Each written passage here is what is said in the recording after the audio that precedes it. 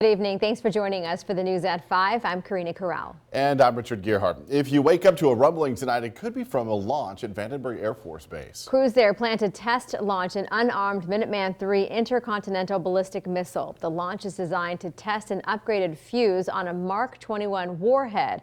It's all part of the Air Force's move toward modernization and eventual transition away from the Minuteman III weapon system, which has been around since the 1960s. When you think about the technologies and the techniques that were used in the 60s for sustainability of a weapon system compared to what we can do to a missile system and its sustainability and modularity and ease and efficiency for the thousands of maintainers that will maintain this system, it's just night and day. This will be the second test of the device out of 4. The next test on the fuse is anticipated in 2022, but there will be other operational launches later this year. KSBY's Melissa Newman got an unprecedented access to the base Monday to learn more about what it takes to prepare an intercontinental ballistic missile for a test launch. She joins us live in studio now with a recap of that tour. Melissa? Richard and Karina, airmen received parts for this missile about 5 months in advance. In this test, airmen will be monitoring the GPS and telemetry on the Minuteman III. Now, during our tour, airmen showed me everything from where the missile is assembled to where 2 crew members will be turning the key to launch the Minuteman III for the 35th time. Before the Minuteman III lights up the night sky over the Central Coast, it all starts here at the missile processing facility on Vandenberg Air Force Base. We'll get a missile from any of the 3 wings, Malmstrom, Minot, or FE Warren.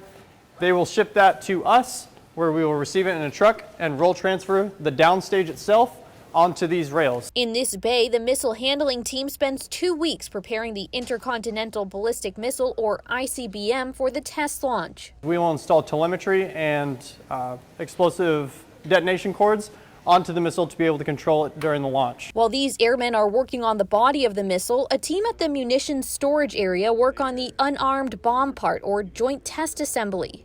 This is a nuclear weapon, or at least a mock-up of one. Airmen here simulate working on warheads before putting them in a capsule like this, where it would eventually be ejected during a part of the launch before re-entering the Earth's atmosphere to its targeted destination. The last stop for the missile is the missile maintenance team. This team installs the missile at the launch facility that's more than 60 feet underground. The reason why it's underground is because it's one of our only missiles that we have that are protected from second strike capabilities. If another country were to try to send a bomb down, it's encased by the concrete wall that we have upstairs. Keeping a watchful eye is the Launch Support Center that runs through many tests to ensure they can communicate with teams underground, like the missile combat crew, who will be turning the keys to launch the missile. It's exciting. It's cool to know that you're going to actually launch a missile. So that's something you really don't want to do in your normal day-to-day life, but this is one of those times where it's okay. Airmen say all of these steps and tests are in part to remind our enemies and adversaries of our capabilities. But for deterrence to be credible, you have to announce that here's our weapon system. It works as we designed it, and it still works, even though it is aging. It still works as designed. The launch is anticipated shortly after midnight, weather permitting. Live in the studio, Melissa Newman, KSBY News. All right, Melissa, thank you. We'll have video of that launch and the base's telemetry processing system tomorrow on Daybreak.